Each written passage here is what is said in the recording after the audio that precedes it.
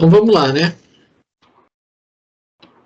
Vamos ver hoje, então, capítulos 5 e 6, né? Isso. Então vamos aí inicialmente aí no nosso capítulo 5, valiosos apontamentos. Então aí iniciando no capítulo, parece que eles dão uma passeadinha pela praia, né? Isso. E tava cheio de gente lá, né? Cheio de espírito. Uhum. Pelo visto, né? A movimentação da vida espiritual era muito intensa. Os encarnados de várias procedências reencontravam amigos que ainda se demoravam na Terra, momentaneamente desligados do corpo pela anestesia do sono. Então aí era espíritos desencarnados e espíritos encarnados se encontrando. Né? Uhum. Vocês chegaram a ver o Nosso Lar 2? Ainda não, cara. Eu tô tentando ver essa semana ou a outra. É porque senão não vai demorar muito, sai de cartaz, hein? E é bom ver no cinema, né? Mas Cinema. É mais maior de grande. No filme é interessante que quando mostra o encontro dos espíritos desencarnados com os encarnados, mostra o fio de prata, né? Atrás, assim, ligando a cabeça. Então aí mostra, é interessante essa parte aí pra gente ver, né? Então é o que acontecia ali. Os espíritos desencarnados e os encarnados provavelmente lá com fio de prata ali, né? Tá falando de encarnado, desencarnado, eu recebi uma semana fantástica. Eu acho que eu não mandei pra você não, né? O cara é motorista de aplicativo, aí passou em frente do centro espírita, pegou uma mulher. A mulher entrou no carro, toda de branco, aquele negócio todo. Aí já ficou meio assim, né? Ele era muito medroso. Ah, não, você passou. Você passou. Eu não vi, não. Essa eu não vi. Você passou pra gente? Passou no grupo. Eu acho que eu botei no estudo, botei no grupo lá, pô. O motorista do motorista de aplicativo pega a mulher no centro espírita, né? E a filha tá no banco da frente. Aí quando ele entrega a mulher, né? Sua filha também já desembarcou, né? Ô, senhora, a Vanessa vai ficar aí? Porque a mulher fica assim, bota o cinto. Eu tô de cinto, minha senhora. Não é você não, é minha filha que tá no banco da frente. E o cara ficou olhando pro banco, né? Pô, mas como é que eu não vi essa? Na hora que a mulher vai embora, minha senhora, e a Vanessa vai ficar aqui? Caramba, como é que eu não vi essa? Tá no grupo? Tá no grupo. Botei no grupo. Mas vamos lá. Depois eu vejo. Então aí eles fazem, né? Aqui ele coloca assim: serviços magnéticos de socorro urgente eram improvisados aqui e além, e o ar efetivamente confrontado ao que respirávamos na área da cidade era muito diverso. Aqui é aquelas coisas que eu acho sempre meio estranho nas obras do André Luiz, né? Ar que respirávamos. Como é que eles vão respirar se eles não têm pulmão? Pois é, né? É um negócio assim que eu acho muito estranho. Estranho, né? Mas aí vem logo aí a primeira questão, né? Fale sobre a influência do plano espiritual socorristas nos processos de tratamento e onde buscam forças para realizar este trabalho. Logo em seguida aí, o oceano... Logo em seguida aí.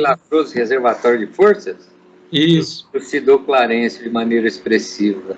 Até aqui, muitos companheiros de nossos planos trazem os irmãos doentes, ainda ligados ao corpo da terra, e de modo a receberem refazimento e repouso. Enfermeiros e amigos desencarnados desvelam-se na reconstituição de energia de seus tutelados, qual acontece na montanha arborizada, a atmosfera marinha permanece impregnada de infinitos recursos de validade da natureza. Vitalidade da natureza. O oxigênio sem mácula, casado com as emanações do plâncton, converte-se planeta. Plâncton é emanações do planeta. Do planeta? Emanações do planeta. converte-se em precioso alimento da nossa evolução espiritual, principalmente quando ainda nos achamos direto ou indiretamente associados aos fluidos da matéria mais densa. Passamos agora na vizinhança de uma dama extremamente abatida, que em decúbito dorsal, à frente das águas, recolhendo o auxílio magnético de um benfeitor que se iluminava no serviço e na oração. Clarencio deixou-nos por um momento, conversou com um amigo em pequena distância e regressou informando. Trata-se de irmã do nosso círculo pessoal, assediada pelo câncer. Foi retirada do veículo físico pela hipnose a fim de obter assistência que lhe é necessária. Mas... Eu acho que vai até aí, né? Até aí, né? Sim. Isso. Isso. Pelo que ele fala aqui, é o oxigênio, né? Fale sobre a influência do plano espiritual socorrista nos processos de tratamento e onde buscam forças para realizar esse trabalho. A gente sabe que eles estão sempre prontos para ajudar, né? Aqueles que querem, né? Como ele diz aqui, ó. Enfermeiros e amigos desencarnados desvelam-se na reconstituição das energias de seus tutelados. Uhum. Acontece na montanha arborizada, a atmosfera marinha permanece impregnada por infinitos recursos de vitalidade da natureza. Aí ele fala do oxigênio, né? Uhum. É um precioso alimento. Principalmente quando nos achamos direto ou indiretamente associados aos fluidos da matéria mais densa. Uhum. Aquilo que o Cláudio comentou, né? O espírito fica usando oxigênio, pô. Tchan. Pois é. Meio... Eu acho que no plano encarnados tem tudo a ver, né? Você tá, de repente, ali estressado, você vai na praia, você dá um mergulho no mar, você fica lá, é algo que realmente faz bem pra gente, né? No mundo espiritual, eu fico meio com o pé atrás com essa informação, porque se tá todo mundo desmaterializado, o que tem a ver o oxigênio? Se ninguém tem pulmão ali. Né? Aqui ele fala um detalhe aqui, né? Principalmente quando nos achamos direto ou indiretamente associados aos fluidos da matéria mais densa. Estou entendendo que não é um espírito que é um espírito que ainda não se dissociou totalmente, né, da matéria. Isso. Alimentação espiritual, principalmente quando ainda nos achamos direto ou indiretamente associados aos fluidos da matéria mais densa, ou seja, ainda não estamos ligados ao corpo físico aí, né? É isso? Vamos dizer assim, que eles devem utilizar fluidos, né, mais densos, né, oriundos da matéria, para tratar esses espíritos.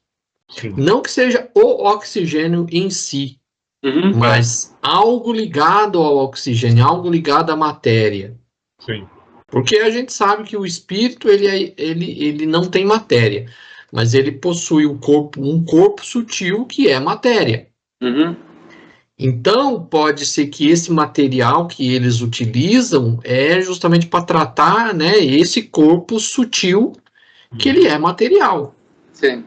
Eu acho que é perispírito, né? É perispírito. Então, e como ele diz aí, o Alexandre também observou, é preciso eliminar nossa organização espiritual, principalmente quando ainda nos achamos direto ou indiretamente associados aos fluidos da matéria mais densa, ou seja, nós não estamos totalmente desligados, né? Ele fala no comecinho, o oxigênio sem mácula casado às emanações do planeta. Isso. Então, não é o oxigênio, né? É uma misturinha aí que deixa o pessoal mais ligado. Oxigênio mais sem mácula? Seria isso? Alguma espécie de fluido que eles obtêm, né? Porque é como é colocado, cada planeta que você está, o seu perispírito, ele utiliza da matéria daquele planeta para a constituição do seu perispírito. Então, o seu perispírito, vamos dizer assim, que ele é constituído de emanações materiais desse nosso planeta Terra. Então, provavelmente, aqui como ele coloca, ele utiliza esses elementos materiais do próprio planeta para o tratamento, né, aplicado ao perispírito desses espíritos que precisam, né, que estão nessa situação. Beleza. A semana eu peguei um Uber, aí o motorista tava dando uma notícia lá, negócio de bandido, não sei o que, preso, aí o motorista virou e falou assim, tem gente que não vai voltar mais para esse planeta, não. Eu falei, opa, o cara é da área. Eu falei, se você acredita, então, que tem mais de um planeta, ele falou, opa, quem achar que está sozinho nesse mundo aqui? Eu falei, colega.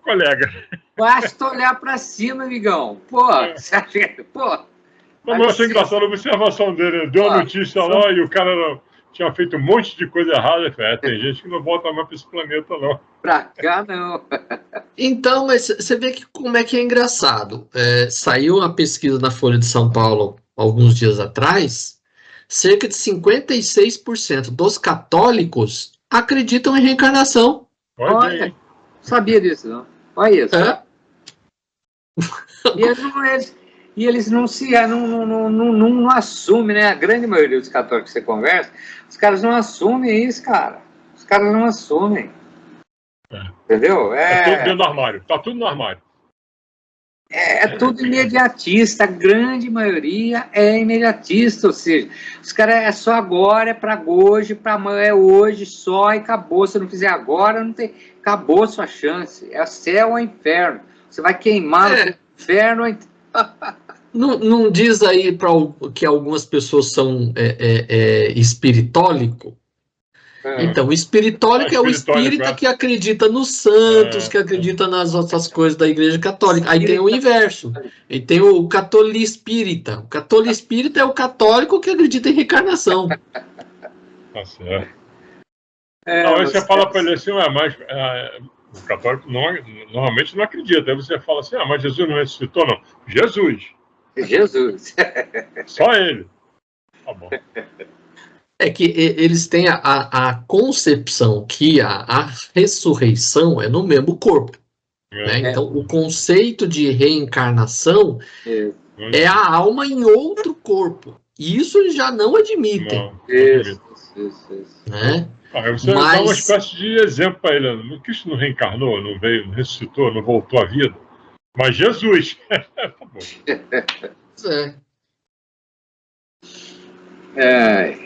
Não, e o pessoal é cristão, né? Todo mundo cristão, né? Opa. Acredita em Cristo. Tá?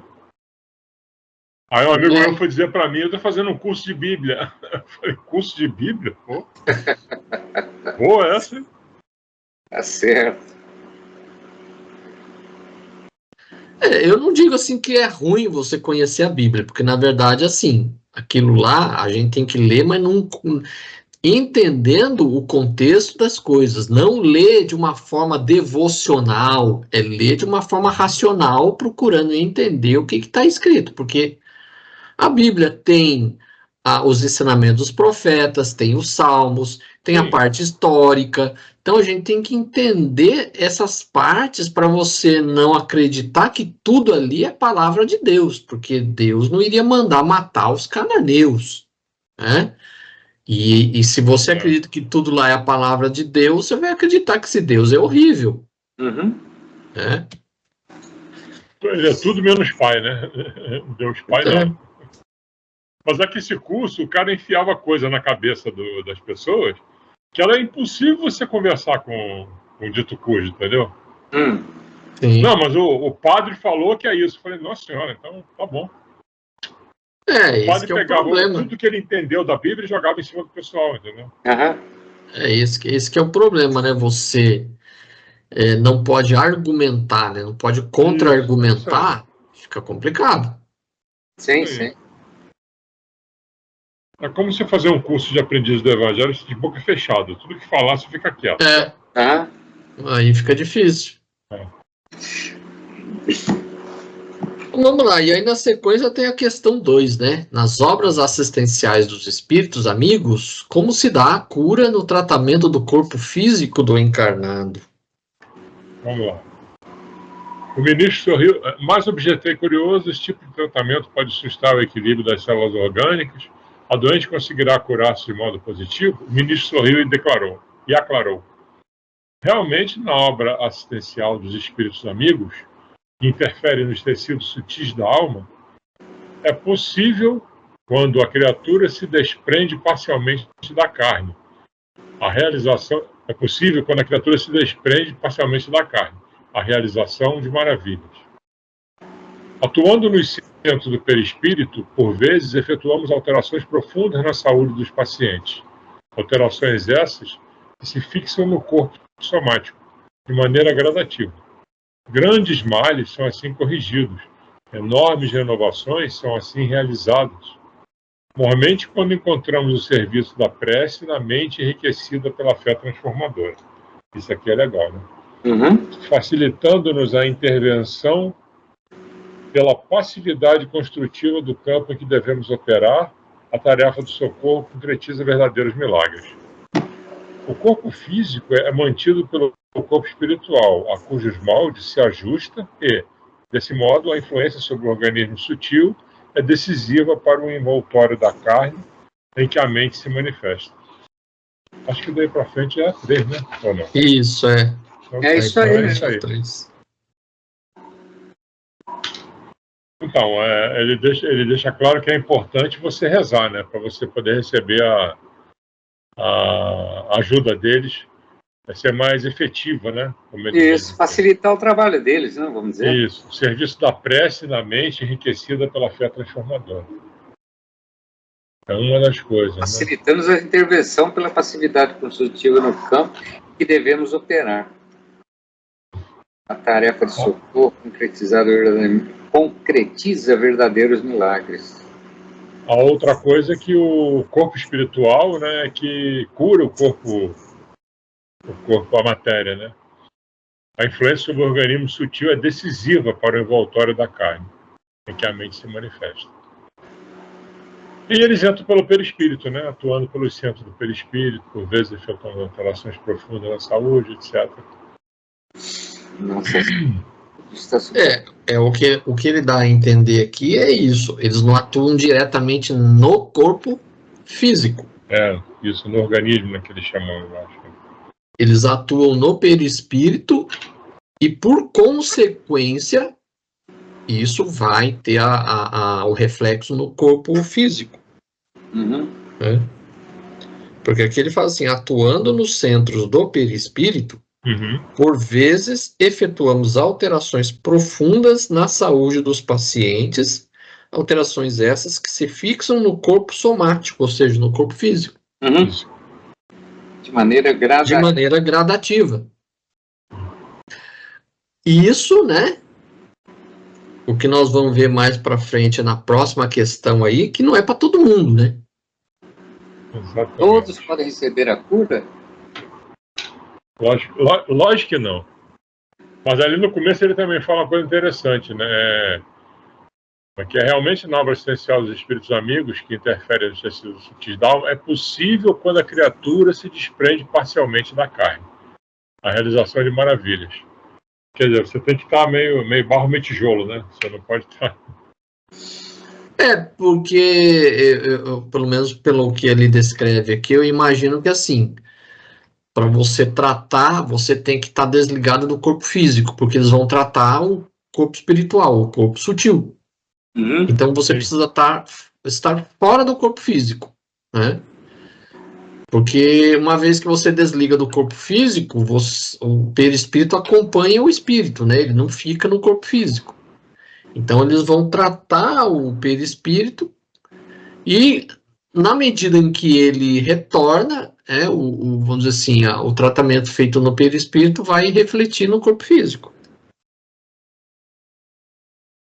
Exatamente. E ele coloca assim, mormente quando encontramos o serviço da prece na mente enriquecida pela fé transformadora, facilitando-nos a intervenção pela passividade construtiva do campo em que devemos operar, a tarefa de socorro concretiza verdadeiros milagres. Então, aqui o que ele coloca também é para você acreditar que é possível a cura. Se você não tem vamos dizer assim, a confiança de que aquilo pode ser feito, porque a gente sabe, desde a mais alta antiguidade, desde lá do tempo, né, do Hipócrates, ele já dizia, né, que para você se curar, você primeiro tem que acreditar na cura. Sim. Isso passou, inclusive, também por filósofos, né, da época da Roma Imperial, né, que dizia, para você ter um corpo são, você precisa ter uma mente sã. Né? Essa expressão, inclusive, é uma expressão nem é de um médico, é de um, como é que chamava ele mesmo? É mens sana e corpore sane, né? Que fala, Isso, né? Em grego. isso. É de um, não é nem de um médico, é de um cidadão lá da época da Roma, que ele fazia peças de teatro, né? Então ele era um dramaturgo, vamos dizer assim, né? E aí ele elabora essa frase aí que ficou até hoje entre nós, né? Ela sintetiza tudo, né? Para você ter saúde, você primeiro tem que ter uma mente saudável também, né? Então aí ele já captou a ideia de que assim, se você tem uma mente doente, isso vai refletir no seu corpo físico, porque aquilo que você pensa vai afetar o seu corpo físico, porque o que você pensa vai afetar o perispírito e pelo perispírito vai afetar o seu corpo físico. Entendido. Então, aqui que é do poeta romano Juvenal. Isso, Juvenal. Ele era um dramaturgo e poeta, né? Ele fazia peças também, né? Teatro, tudo. Então, é algo que vem lá da medicina grega, inclusive. Então, já se sabe que a mente, ela também a gente estudou isso nos livros anteriores, né? O poder da mente, né? Então, se a gente tem uma mente autodestrutiva, a gente vai sofrer, né? Nossa saúde vai sofrer, porque isso vai afetar o corpo físico, né?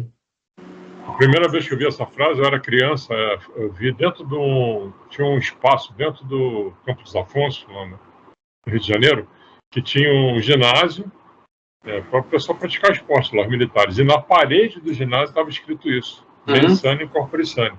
Aí eu fiquei tão impressionado com aquilo que eu percebi o que era, mente e corpo. Eu falei, mente e corpo eu sei o que é. Aí fui perguntar à minha professora o que era, ela me explicou. Então o negócio foi na minha cabeça. A mente sã, o corpo são. Sim. O militar olhava, batia o olho ali, ele via que não adiantava só ele ser atleta, né? Ele tinha que ter a cabecinha. Sim. Esse era o objetivo. Tem que ter uma mente equilibrada. Aí vem a terceira, né? Todos podem receber a cura, por quê? Nesse ponto das explicações, o ministro abanou a cabeça e ajuntou. A nossa ação, contudo, está subordinada à lei que nos rege. O problema de nossa irmã o concurso de nosso plano conseguirá tão somente angariar-lhe reconforto, a moléstia em razão das provas que lhes assinalam o roteiro pessoal, atingiu insofismável extensão. Quer dizer que ela agora apenas se habilita à morte calma, indagou Hilário atencioso. Justamente, confirmou o orientador, com a cooperação em curso, despertará no corpo desfalecente mais serena e mais confortada, repetindo as excursões até aqui, noite a noite, habituar-se-á com entendimento superior à ideia da partida, transmitindo aos familiares resignação e coragem para o transe da separação. Aprenderá a contribuir com o seu esforço no sentido de aliviar-lhe as aflições pela humildade que edificará dentro de si mesmo. Pouco a pouco, desligar-se-á da carne enfermiça, acentuando a luz interior da própria consciência, a fim de separar-se do ambiente que lhe é caro, como quem encontra na morte física, valiosa libertação para serviço mais enobrecido. E assim, em algumas semanas, mostrar-se-á admiravelmente preparada ante o novo caminho. Clarencio silencia. Eu acho que é até aí, né? É aí. Silenciar. E aí, a querer, cura é para todo mundo? Uns com fé demais, outros com fé de menos, né? Se você não aceitar, você não ajudar, né, a você mesmo, acabou, né? Não tem jeito não, eu tô mal mesmo. Tem gente que você fala, não vai melhorar não, eu perdi a esperança já. Como é que você vai se curar assim, né? Reclama de tudo. Meu filho amanheceu hoje tão mal, eu tô com não sei o que, não sei o que lá, não sei o que lá. A chave dessa questão é esse trechinho que ele fala aqui, ó. A moléstia, em razão das provas que lhe assinala o roteiro pessoal, atingiu insopitável extensão. Uhum. Já era. Ou seja, aquilo que quando você vai no centro espírita, você está com algum problema, eles dizem, não podemos resolver porque é kármico. Uhum. Vocês já escutaram isso? Já. Pode-se ouvir isso? Com certeza, sempre a gente vai escutar isso no centro espírita. Por quê? Transforma o seu karma em dharma. Isso aí era uma que eu conhecia, que era espiritualista, né? O termo karma, né? Só explicando, o termo karma não é do espiritismo. O termo karma vem das filosofias orientais, né? E aí foi inserido dentro do espiritismo o termo karma, que na verdade não existe no espiritismo o termo karma. Então, a ideia que se tem lá das filosofias, né, orientais é um peso que você tem que carregar porque é vamos dizer assim, é uma condenação. Na prática é uma condenação que você tem que cumprir. E a gente sabe que no espiritismo não existe condenação para ninguém. Né? As provas foram escolhidas por você mesmo. Uhum. Então, você escolhe o gênero de provas que você vai passar quando você vem para a Terra. Então, aquilo não foi imposto, aquilo você que escolheu, você preferiu passar por aquela situação, porque você, no plano ainda espiritual, antes de encarnar, você viu que aquilo iria ajudar a sua evolução espiritual. Uhum. Então, é necessário passar por aquelas provas, porque só passando por aquela prova é que você vai adquirir um pouco mais, às vezes, de consciência, às vezes um pouco mais de serenidade, como é o caso do câncer, por exemplo.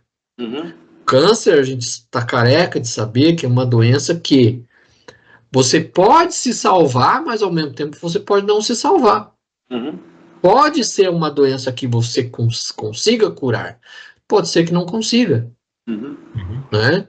Mesmo com as modernas técnicas da medicina, remédios, etc., muita gente não consegue se salvar. Então você chega num estado terminal, às vezes você consegue curar, passa alguns anos, depois o câncer volta e volta, tipo, não tem mais jeito. Né? Então, nessas situações, o que acontece? A pessoa, ou ela se revolta, ou ela adquire uma serenidade estoica, que sabe que o fim vai acontecer, não aquele fim previsto que a pessoa às vezes queria até uma certa idade, bem velhinho, entendeu? Ou a pessoa se revolta, a pessoa adquire uma serenidade. Então, quando você escolhe esse tipo de gênero de prova, você vai estar submetendo você mesmo a um teste. Será que eu vou conseguir superar ou não? Aí vai depender de você naquele momento. Porque nada é previsto na nossa vida. Não temos como prever com antecipação como que a gente vai reagir quando a gente estiver encarnado e passar por uma prova dessa. A gente só vai saber quando a gente estiver passando por ela. Aí vai depender de você, qual o seu estado de consciência. Se você ainda não tiver amadurecido o suficiente, você pode se revoltar. Se você tiver amadurecido, você vai adquirir uma serenidade e você vai levar aquilo com tranquilidade. Mas quase sempre quando passa por uma situação dessa, é uma prova escolhida por você mesmo. Então não é algo imposto, não é uma condenação, né? Como o termo karma dá a entender. E pelo que ele coloca, o caso dessa mulher era esse. Era um estado que não tinha como recuperar. Era uma prova que ela tinha que passar. Não era simplesmente uma doença física que poderia ser curável por eles. Uhum. Era uma situação de prova que ela tinha que passar, portanto, eles não podiam alterar isso. Uhum. Porque ela própria que escolheu isso. Uhum. Né? E às vezes o espírito escolhe, pega pesado, né? E não aguenta, né? Tem isso também. Aí acho que é um caso, porque ela desistiu de tudo. Tava tão brabo o negócio que... Eu me lembro muito bem que minha mãe falava quando tava se falando de uma pessoa assim, que estava passando por situações muito difíceis, ela está pagando todos os seus pecados. Era muito comum ouvir essa expressão, né? Sim. Ela está sofrendo demais, ela está pagando os seus pecados. Uhum. Sim. A gente ainda tem essa ideia de que se algo que acontece ruim com a gente é porque a gente fez algo de errado no passado e a gente tem que pagar, né? Uhum. Então ainda temos essa ideia que ainda é difícil de tirar, né? Mesmo entre os espíritas ainda tem muito essas ideias de que a gente está pagando por alguma coisa que a gente fez em encarnação passada. Uhum. Então muitas vezes não é. Que toda dificuldade que aparece na nossa vida, a gente sempre acha que é alguma coisa do passado, e na maioria das vezes não é. Você aprontou e agora está aguentando o sarrafo aqui. Às vezes é dificuldades inerentes à vida material que a gente leva. A gente tem a ideia de sempre qualquer dificuldade a gente já imaginar que é algo do passado, e nem sempre é. Eu me lembro que teve uma aula que se falou em prova e expiação, né? Que tem uma diferença, né? Uhum. Sim. Não interessa a prova ou expiação. Você está passando, pô, aproveita. A prova, teoricamente, ela não tem raízes de vidas passadas. Uhum. Prova é um obstáculo, uma dificuldade que às vezes você mesmo colocou-se para se superar, aprender a superar as dificuldades. Né? Expiação, sim. Aí expiação seria você está colhendo algo do passado. Sim. Que aí é um compromisso que você tem com a lei divina que você tem que recuperar, né? Tem que resgatar. Mas, a prova, às vezes, é um teste, né? É um teste, né, que você está passando, né, a prova. Sim. A prova até onde vai teste. a sua fé, né? Até onde vai o seu entendimento de que você tem que tirar coisas boas de qualquer situação. É uma prova, né, que você está passando. Sim. Você entendeu direitinho que você estudou? Mais ou menos por aí, né? Quase tirando 10. O termo prova é muito semelhante ao que a gente via na escola, quando estava na escola. Você passa pelo momento da aprendizagem, depois a professora te dá uma prova para aferir o seu conhecimento. Uhum. Então a prova é uma forma de aferir o nosso conhecimento. Verdade. Apenas isso. Verdade. Aí vem a quarta, né? Como você entende, depois de ler este capítulo, sobre a enfermidade longa? Fica aí, né? Um trecho curtinho, depois é a briga das duas lá sobre Sim. o estado do Júlio. Mas aqui ele fala, já aceito a conclusão. É isso mesmo, a enfermidade longa é uma bênção desconhecida entre os homens. Constitui precioso curso preparatório da alma para a grande libertação. Sem a moléstia dilatada, é muito difícil o êxito rápido do trabalho da morte. Quer dizer, eu entendi o seguinte, você... o que a gente acabou de comentar, né? Você tem que tirar as lições do sofrimento, né? E poder como é que se diz? Até se monitorar, né? A pessoa se policiar, né? A respeito disso.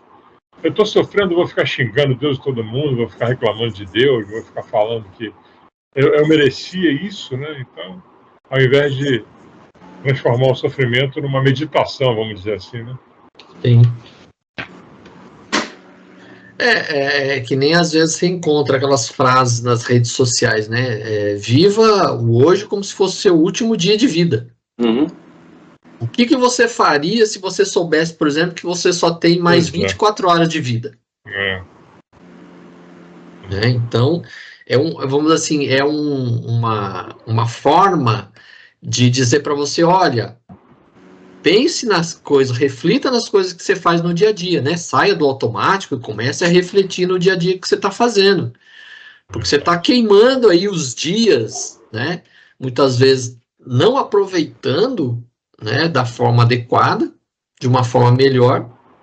Então, aproveite cada dia para você observar, refletir, pensar bem nas coisas que você está fazendo, aproveitar as coisas boas da vida, né?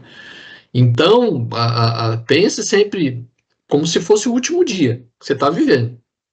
Porque na prática, sim, que nem eu costumo dizer, quando o pessoal fala no meu aniversário, o pessoal cumprimenta, parabéns, parabéns. Eu falei, pô, mas a partir de uma certa idade, você não se sinta mais parabenizado, porque na prática, a partir de uma certa idade, cada ano que você completa é um ano a menos da sua vida, na verdade. Você tá ali, ó, marcando só ali a data que vai chegar ao seu fim. Então... Não, é duro quando você para e pensa, já passei da metade. Com certeza. Já tirei o cabo da Boa Esperança. Já estou subindo a ladeira, já estou descendo a ladeira, né? Estava subindo, agora estou descendo. Tirou o cabo da Boa Esperança. Então, aqui, da enfermidade longa, o que ele está querendo dizer, né? Determinadas doenças, como é o câncer, é algo que não cura da noite para o dia. Então, você leva, às vezes, anos lutando com aquilo. Nossa, com certeza. Então, é um período na qual você é chamado, né, justamente a refletir sobre você, sobre a sua vida. Né? A gente vê isso, às vezes, em filmes, né? Pessoas que estão lá com diagnóstico de doença terminal começam a refletir na sua vida, no que fez, no que vai fazer ainda, né? Nas suas relações familiares, a pessoa começa a procurar os familiares, se reconciliar com os familiares, né? Uhum. É a ideia de que, assim, a gente sabe que a gente vai morrer, todo mundo vai morrer um dia, mas a perspectiva de ser algo muito mais rápido do que você imagina te dá uma outra dimensão da vida. Hein? Pois é. Né? Aí depois a sequência aí é a briga das duas, né? Uma acusando a outra, aí a Zulmira sai correndo, volta para casa, aí a outra lá atrás dela infernizando, né? Odila infernizando. Aí não tem muito mais o que falar a respeito aí no final. Aí eu só finalizo aqui com o Clarencio, né? Ele chega, né? Aplica fluidos salutares e repousantes. Uhum. E aí a mulher dá uma acalmada, né? Era a Zulmira brigando com a Odila, né? Isso é a Odila. Uhum. A Zulmira desligada do corpo, né? Ela estava, né, em sono, né? Coitado. As duas se encontram e as duas estavam brigando lá na praia, né? Aí vem o capítulo 6, né? Num lar cristão. Aí segue aí na sequência aí, né? Sim. E esse textozinho aí, até começar a perguntar é interessante, né? Ele fala, propunhamos seguir o caso de Zulmira não só para cooperar a favor das suas melhoras, mas também para registrar ensinamentos possíveis, solicitando o concurso de Clarencio. Dele ouvimos judiciosas ponderações. Sim, disse, para auxiliar em processos dessa natureza é preciso marchar para frente, mas para compreender o serviço que nos compete e avançar com segurança, é necessário voltar à retaguarda armando-nos direções que nos esclareçam. Não sabíamos como interpretar-lhe a palavra. Entretanto, ele mesmo nos socorreu explicando depois de ligeira pausa. Para realizarmos um estudo geral da situação, convém o contato com outras personagens do drama que se desenrola. Ser-nos-á interessante para isso uma visita ao pequeno Júlio, no domicílio espiritual em que estagia. Oh, será um prazer, clamei contente. Poderíamos seguir agora, perguntou Hilário, encantado. O ministro refletiu por segundos e observou. Nas responsabilidades que esposamos, não é aconselhável indagar por indagar. Procuremos o objetivo, a utilidade e a colaboração do bem. Não nos achamos em férias, e sim em trabalhos ativos. Aí já é a primeira questão, a primeira, né? Exatamente. Com base nesse capítulo, defina a palavra indagar. O que ele está questionando é assim, o que ele quis dizer com essa palavra, né? Indagar por indagar. Eu entendo assim, é você não aproveitar a resposta, né, que a pessoa te deu ou que a vida te deu, né? Não é. Porque você, quando faz uma pergunta, você deve ter quando você recebe a resposta, você deve avaliar, né? Principalmente nesse caso aqui, né? Não só perguntar por perguntar, né? Isso aí. Isso aí, perfeito. Não... Perguntar por perguntar é complicado. Sim, mas sem procurar as razões, motivos, enfim, sem mergulhar no problema, né? Procuremos objetivos, a utilidade e a colaboração no bem. Nós não estamos aqui em férias, e sim em trabalho ativo, ou seja, participar aí, perguntando, mas indo buscar os porquês, né? Eu acho que nesse caso indagar é você colher dados para te ajudar a ajudar, né? Para você poder ter subsídios para entrar em campo, vamos dizer assim. Como ele diz aqui, né? Você precisa, como é que ele fala? Voltar à retaguarda, armando-nos de lições que nos esclareçam. Isso. Como é que você vai obter essas lições? Uma das maneiras é indagando, né? Isso. Por aí?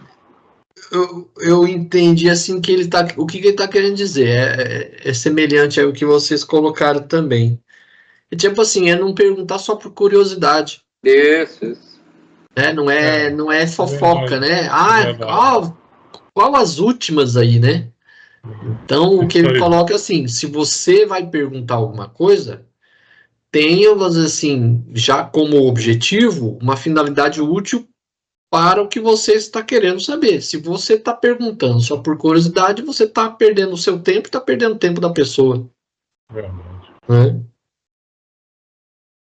E o que dá a entender aqui é que o ministro, né, ele pegou no ar alguma coisa nesse sentido, né? Vamos lá para a gente ver o que aconteceu, entendeu? Que a pessoa, quem é que diz assim? Foi o André Luiz, né? Será um prazer, clamei contente. Fofoqueiro. Ele pegou no ar alguma coisa e já soltou essa, devagar, vamos lá. Porque eles vão lá visitar o Júlio, né? Que é o menino que morreu afogado. Aí o André Luiz, né? Será um prazer. Opa, vamos lá. Quero saber das novidades, né? Você está trabalhando, aí ele arremata aqui, né? É que ele fala. Não estamos aqui. Aí o Hilário completa, né? Opa, vamos lá agora. Vamos lá agora. Agora? Pode ser agora? Só se for agora. Aí o ministro falou, opa, não é bem assim, vamos alto lá, né? Vamos com calma aí, a gente não vai lá só para ficar fuçando a vida alheia, não, vamos lá com uma finalidade útil. É quando ele termina o parágrafo, não nos achamos em férias. Sim. Aí foi a cerejinha do bolo. Entenderam o que é que eu desenhei? Aí ela vai, eles, né? Eles seguem até a casa dessa outra mulher, né? Que é uma personagem que mais para frente tem tudo a ver com a trama aí, né? Que é a Antonina. Aí eles entram, né? Ele coloca assim: deixou-nos o ministro numa casinha singela de remota região suburbana. Depois de informar-nos, né? Aqui reside nossa irmã Antonina, com 3 dos 4 filhos que o Senhor lhe confiou. Incapaz de vencer as tentações da própria natureza, o marido abandonou-a há 4 anos para comprometer-se em delituosas aventuras. Ou seja, o homem arrumou outra mulher e deu no pé. A dona da casa, porém, não desanimou, trabalha com diligência numa fábrica de tecidos e educa os rebentos do lar com acendrado amor nos evangelhos do nosso Senhor Jesus. Tem sabido resgatar com valor as dívidas que trouxe do pretérito próximo. Então, ela é uma pessoa também ali misturada naquela trama, ela também tem aí um passado, né, uma ficha corrida aí meio complicada, né? Uhum. Aí eles entram lá na casa, aí ele descreve, né, como uma senhora ainda jovem, né, abatida, com os 3 filhos. Aí ela, num recanto do compartimento humilde, triste velhinho desencarnado, como que colocava a escuta, né? A dona Antonina coloca a toalha, eles fazem o evangelho, né? Aí coloca lá o Novo Testamento. Aí uma dos filhos dela, que é uma menina, né? A Lisbela, né? É a única Lisbela. Lisbela. Aí ela que lê, né, o trechinho do Novo Testamento, né, do evangelho que eles fazem lá, numa espécie de evangelho no lar, né? Aí ela lê, né, o trechinho. Aí fala lá, né, a dona Antonina, né, sorriu satisfeita, e você orou muito bem, minha filha. Né, ela reza lá o Pai Nosso. Isso. Aí um dos meninos, né, abre lá do tal do Henrique, né? Abre a mensagem lá do Novo Testamento. Aí leu lá o versículo 21 e 22 do capítulo 18 das anotações do apóstolo Mateus, né? Então, Evangelho de Mateus. Aí ele lê lá, então Pedro, aproximando-se dele, disse, Senhor, até quantas vezes pecará meu irmão contra mim e eu lhe perdoarei? Até 7? Jesus lhe disse, não te digo até 7, mas até 70 vezes 7, né? Aquela passagem famosíssima, né? Isso. Aí o Henrique, né? Aí o Henrique, né, pergunta, né, por que Jesus recomendava um perdão assim tão grande? Aí a resposta da mulher é uma resposta até interessante, né? Aí ela coloca, né, somos levados a crer, meus filhos, que o Divino Mestre, em nos ensinando a desculpar todas as faltas do próximo, inclinava-nos ao melhor processo de viver em paz. Quem não sabe desvencilhar-se dos dissabores da vida, não pode separar-se do mal. Uma pessoa que esteja parada em lembranças desagradáveis caminha sempre com a irritação permanente. Imaginemos vocês na escola. Se não conseguirem esquecer os pequeninos aborrecimentos nos estudos, não poderão aproveitar as lições. Hoje é um colega menos amigo a preparar lamentável brincadeira. Amanhã é uma incorreção da guarda enfadado em razão de algum equívoco. Se vocês imobilizarem o pensamento na impaciência ou na revolta, poderão fazer coisa pior, afligindo a professora, desmoralizando a escola e prejudicando o próprio nome e a saúde. Uma pessoa que não sabe desculpar vive comumente isolada. Ninguém estima a companhia daqueles que somente derramam de si mesmos o vinagre da queixa ou da censura. Isso aí. Então, na verdade, o que ela explicou é uma verdadeira lição do Evangelho a respeito do perdoar, né? Isso. Então, se você não perdoa, você não esquece os aborrecimentos que os outros te causam, você vive numa eterna prisão de si mesmo. Sim. Uma definição legal de pessoa que não perdoa, eu sempre lembro disso quando fala de perdão. É você beber o veneno esperando que o outro morra. Sim. Você vive se matando com aquilo ali. Você vive se né? Porque, vamos dizer assim, a falta do esquecimento das coisas ruins te acorrenta. Você vive preso naquilo. Né? E ela coloca assim, inclinava-nos ao melhor processo de viver em paz. Você não vive em paz consigo mesmo. Porque toda hora fica martelando na sua cabeça o que o sujeito fez para você. E muitas vezes pensando em vingança, né? Pior ainda. Sim. É aí que entra a pergunta 2, né? A pergunta 2, ela fala disso aí, né? Exato. Quando você não perdoa. A seguinte frase nos remete à reflexão e à necessidade quanto ao perdão. A alma que não perdoa, retendo o mal consigo, assemelha-se ao vaso cheio de lama e fel. Interprete. É a coisa mais feia do mundo, né? Um vaso cheio de lama e fel. É como você tá, né? Você não tem... a sua luz vai embora, né? A verdade é essa. Sim. Sua parte boa, ela é obscurecida pela vontade de se vingar, você ficar remoendo aquilo, né? Sim. Tem ser prefere viver, né? Fala aí. Depois logo dá sequência. Assim somos também, né? Trata-se de nossas necessidades espirituais. A alma que não perdoa, retendo o mal consigo, assemelha-se a um vaso cheio de lama e fel. Não é o coração que possa reforçar, não é coração que possa reconfortar o nosso. Não é alguém capaz de ajudar-nos a vencer as dificuldades da vida. Se apresentarmos a nossa mágoa a um companheiro dessa espécie, esse quase sempre magoa. É verdade. Dessa espécie, quase sempre nossa mágoa fica maior. Por isso mesmo, Jesus aconselha-nos a perdoar infinitamente, para que o amor em nosso espírito seja como o sol brilhante em casa limpa. Aí já é a 3. Né? Já é a 3. Já é a próxima. Aqui, após toda essa explicação, ela coloca assim, né? Nessa altura do ensinamento, Dona Antonina fitou o primogênito e perguntou: Você, Haroldo, quando tem sede, preferiria beber a água escura de um cântaro recheado de lodo? Ah, não. Ah, isso não, replicou o mocinho muito sério. Escolheria água pura, cristalina. Assim somos.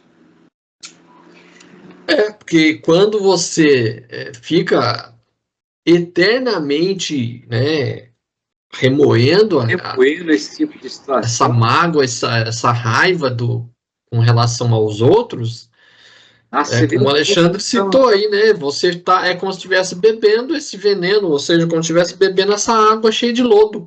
Isso. O rapazinho falou bem claro, né? Opa, claro que não, quero água limpa. Lógico. Então, e a gente fica remoendo essa raiva, ódio contra os outros, e tá bebendo essa água com lodo. Né? Então, é uma bela comparação que ela faz, né? Então, quando a gente está com raiva, fica aí remoendo o ódio que alguém contrariou, e o que é pior, né? Muitas vezes a gente fica com raiva dos outros por pura vaidade, porque é o nosso, né? A nossa vaidade que foi ofendida, então a gente fica com raiva. Com certeza. Eu considero você conseguir perdoar um amadurecimento do espírito fantástico, né? Porque nossa Senhora. é muito difícil, né? Se você volta no tempo, você vê tudo que já aconteceu na sua vida, quantas vezes você ficou remoendo aquilo. E hoje em dia, pelo menos eu, né? Depois que você começa a estudar a doutrina, você vê que não tem sentido nenhum aquilo ali. Até porque o problema não é seu, é de quem fez aquilo. Então, deixa que ele vai... Deixa ele viver a vida dele. Sempre. E fala do fundo do coração. Eu quero que ele seja feliz. Que a pessoa costuma falar isso, mas com aquele deboche, né? Isso. Mas sempre quando se fala em perdão, eu me lembro da cabana, né? Eu acho que foi uma... Nossa Senhora! O cara ter a capacidade de né, perdoar um assassino da própria filha. Nossa, que tarefa! Que filme, né? Um belo filme. Que tarefa para um ser humano, na nossa condição humana, né? Para a nossa condição humana. Negócio é um absurdo, cara. Eu lembro que alguns anos atrás, até eu cheguei a ver lá no Fantástico umas matérias em que eles levavam, né, os familiares que tiveram familiares mortos para conversar com o assassino na prisão. Sim. E muitas vezes o próprio assassino, ele se arrependia amargamente por ter cometido, né? Ele sentia, né, a dor do familiar. E o familiar ali na hora, vendo também que o arrependimento parecia ser sincero, ele acabava perdoando. Isso. Então é um trabalho assim. Isso acontece em muitos tribunais, né? Sim. Momento ali, o cara cai em si, cara, o cara se desmancha. Nossa Senhora! E é difícil, né, para quem está em volta ali, né, entender esse sentimento, essa resignação, não, mas esse baixar de guarda, né, do assassino, né, o cara pedir perdão assim de forma, nossa Senhora. Muitas vezes acontece mesmo. Acontece. Impressionante, né? E muitas vezes a pessoa faz assim num momento de raiva, num momento de descontrole. Não é porque a pessoa tem uma natureza assassina, é um momento de descontrole. Isso. Às vezes não é má índole, é o momento, nossa, é uma coisa... Mas isso não é, sei lá, os tribunais levam isso em consideração, né? Mas, de maneira geral, a lei é muito seca, né? A lei está escrita no papel e ela não leva em consideração o sentimento, o psiquismo do momento, né? Acho que ela não leva isso em consideração. Então, o juiz simplesmente aplica a lei. Assim, filho, infelizmente, eu tenho que te condenar. Aqui que eu tenho que te condenar. A aplicação da lei ela é necessária, porque nós vivemos em sociedade. Isso. Mas esse tipo de trabalho faz com que aquele cidadão que, após sair da prisão, ele não volte a reincidir. Né? Então, ele realmente, você consiga recuperar a pessoa para a sociedade. Né? Tirando o grupinho dos psicopatas, né? O silêncio dos inocentes, coisa. Tirando esse grupinho aí, o resto. Sim. Sim. E muitas vezes, em alguns filmes, que são muito bem elaborados, até aqueles discursos dos advogados, né, tanto de defesa como de acusação, são fantásticos. Eu adoro ver filme de julgamento, né, porque os caras vão lá e o autor do filme ele escreve textos assim fantásticos. E aquilo ali detona com o cara acaba, o advogado atua como se fosse um psiquiatra, né, um psicólogo, um analista. Ele joga no ar tanta coisa que o cara cai em si, como disse o Leonel, o cara fica chorando, fica desesperado. Nossa. Por que eu fiz isso? Mas e as exceções, aquilo que você falou, essas exceções de psicopatas que não tem, né? Não, aí não, o psicopata não sente nada, né? Aí o psicopata entra de um ouvido e sai do outro, o cara... Aquele que é, vamos dizer assim, psicologicamente irrecuperável, esse não tem como mesmo. É difícil. Tipo o Anthony Hopkins comendo o cérebro do cara, né? Num dos filmes lá. Deus me livre. Tira o crânio assim, pega uma colherzinha e um gato. Nossa Senhora. Deus me livre. Não vai doer, não. Ainda fala pro cara, não dói. O cérebro não dói. Louco. E aí a terceira, né? O que você entende da expressão o sol brilhando em casa limpa. É o perdão, né? Saiu o lodo e a lama, né? E entrou o sol. É limpeza, né? Tem uma frase célebre que diz: você não precisa conviver, mas perdoe. Né? Só que é importante, quando você passar pela pessoa, não deixar aquilo tudo tomar conta de você de novo. Aí não foi perdão. Você precisa conviver de maneira pacífica. Se você cruzar com a pessoa de novo, tendo... como costumo dizer, não é engolindo, é administrando. Porque se você engolir, você não perdoa, né? Você vem toda aquela avalanche de coisas na sua cabeça, aí vem o lodo e a lama, e o sol vai embora. Aquele solzinho fraquinho que tinha. Vamos dizer assim, o ideal para nós, né, a gente sabe que a gente ainda não está nesse nível, mas o ideal para nós seria a gente manter essa luz dentro de nós de forma que as sombras não nos afetassem. A gente sabe que é difícil, né? Mas é uma meta ao alcançar, né? Isso aí. Que deve ser renovada todo ano. Esse ano eu vou perdoar todo ano. Aí chega em dezembro, perdoe quem? Deixa eu ver, um e-mail. Ai.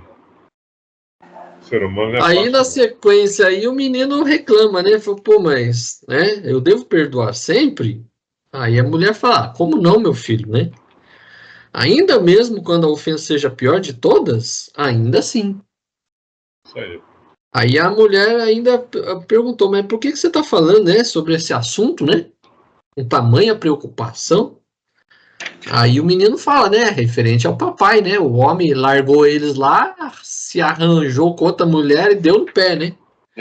Aí o Isso menino aí. ficou inconformado, né? Não esquecia, né, desse fato, né? Exatamente. Aí na sequência aí vem aí a resposta, né, da quarta questão, né? Há serviços que não podemos pagar senão com amor. Interprete. Exatamente. Ele fala. E aí, dá o exemplo. Nossa dívida para com os pais é dessa natureza. É um negócio que eu falo sempre, né? Até uma certa idade, eu não me lembro nem quando, eu escutava as pessoas falarem que você tinha que respeitar pai e mãe, valorizar pai e mãe, e você fazia isso, até pelo tipo de educação, né? Você fazia isso porque as pessoas falavam que tinha que ser assim. Até que um dia pelo menos eu caí na real e pensei o seguinte, né? Não sei se foi um filme que eu vi ou um livro que eu li. Você só está vivo porque você teve um pai e uma mãe que cuidaram de você. Então você deve sua vida para Sim, eles. sim. Né? O Todo seu amor cuidado para eles é incondicional. incondicional mesmo. Toda essa condição que você tem hoje, graças ao seu início, né? Esse suporte, essa gratidão que você tem que ter com pai e mãe. Né? Se você é o que você é, ou então pelo menos a saúde mínima que você tem, essa saúde aí pelo menos, foi graças ao trabalho do seu pai e de sua mãe, né? Você era um bebê indefeso, né? Em Quantas vezes nos defesa, braços dele? justamente. Eu fico olhando. É o que eu comento. Eu tenho visto aí os primos da minha mulher e tal, com criança e tal. Eu olho e fico olhando. Falo, puxa vida, como a gente é fraco, é dependente, né? De pai e mãe, né? Inicialmente, né? Nos primeiros anos de vida, enfim, até um determinado ponto da vida. Se não tiver, pô, é morte, né? Você não vive uma semana. Se não tiver alimento, enfim, se tiver cuidado, etc. Tudo isso. Então, você fica olhando todo aquele processo, aquele cuidado que o pai e a mãe têm, né? Com criança, etc. Você fala, eu fico olhando e falo, puxa vida, como nós somos dependentes, nós somos fracos, né? No início da nossa trajetória, né? E a paciência que os verdadeiros pais e mães têm. Realmente tem até um filminho clássico, né? Do velhinho sentado no banco e o filho do lado, e o velhinho perguntando 1000 vezes a mesma coisa. Aí ele lembrava que ele fazia isso quando era criança. Então, ele está só ali cumprindo o papel dele com todo o amor que ele puder. Muito legal. Então a gente realmente tem que ter essa gratidão, né?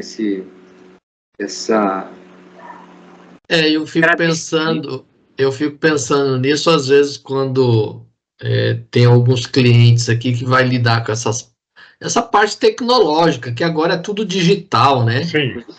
Então, quando você pega uns clientes mais jovens, os caras faz tudo certinho. Agora, os mais idosos, você tem que explicar passo a passo, porque senão eles não conseguem fazer as coisas.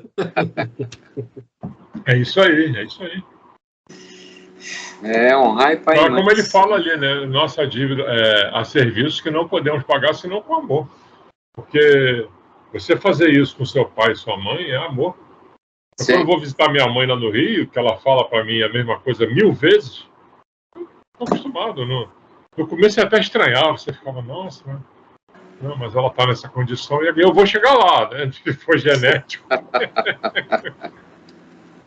A pessoa pergunta a mesma coisa várias vezes, conta uma história como se fosse a primeira vez, né? Minha mãe era assim também, enquanto ela estava encarnada. Ela chegou no bom, mãe, já falei isso com a senhora, você está falando isso de novo, mãe. E ela no telefone, mesmo a padaria. Mãe, já falou isso, mãe.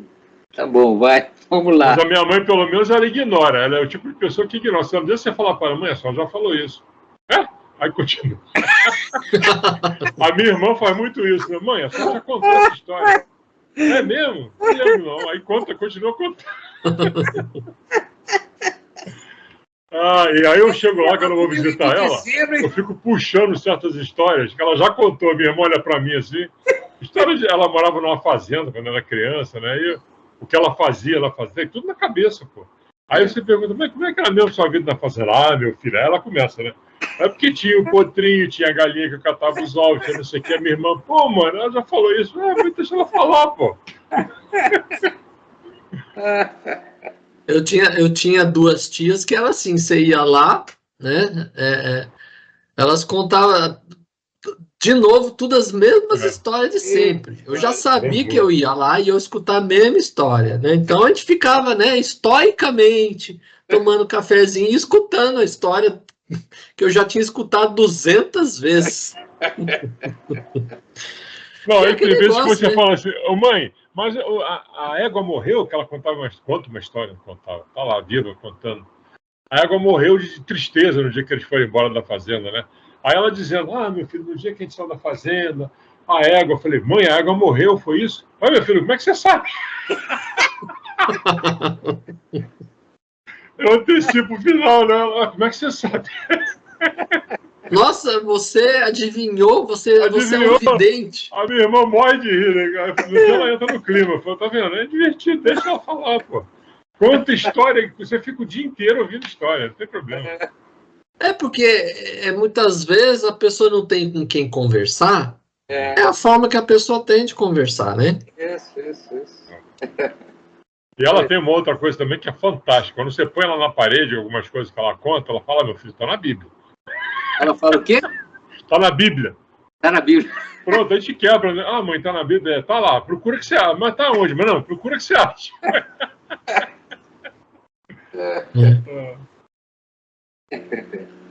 É isso aí, só o amor, né? É só o amor, como diz o poeta lá. Aí ela até tenta convencê-lo, né, sobre a questão, né, da compreensão, né? Não cabe o filho ficar questionando, né?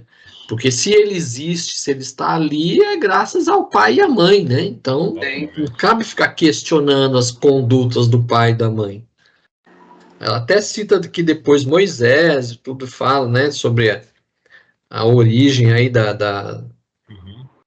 do respeito aos pais, né? Mas aí o menino, né, se mostra conformado, o Davi ainda fala, né, pô, mas é porque eram 4 filhos, né, e um morreu doente, né?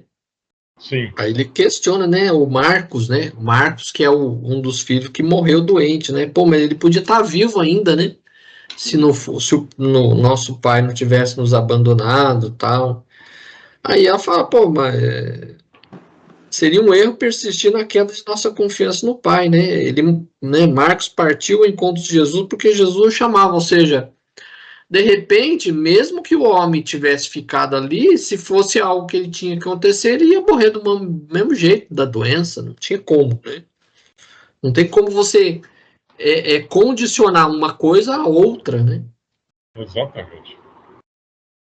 Aquilo que a gente comentou no começo, né? Tirar sempre uma lição legal de uma situação ruim, né? Olhar sempre com os olhos eu tô melhorando por causa disso. Eu tô melhorando, né? Sim. Aquela frasezinha que a gente ouvia muito também, partiu dessa para melhor, né? E no caso aqui, ó, partiu dessa para melhor. Sim. Aí eles encerram, né, o Evangelho no Lar, né? Faz a oração final. Sim. E aí eles tomam lá, né, a famosa água fluidificada, né? Isso. Aí encerra aí o capítulo. Muito bom. Mais um. Então é isso aí. Encerramos aí para hoje.